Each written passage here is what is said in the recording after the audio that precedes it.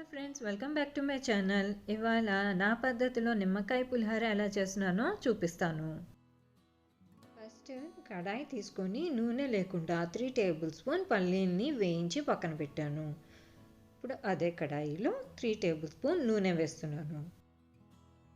అందులో 2 table spoon శనగపప్పు, 1 table spoon మినప్పప్పు, 1 టేబుల్ స్పూన్ ఆవాలు, జీలకర్ర. ఇప్పుడు 6 పచ్చిమిరపకాయల్ని మధ్యకి కట్ చేసుకొని వేసాను.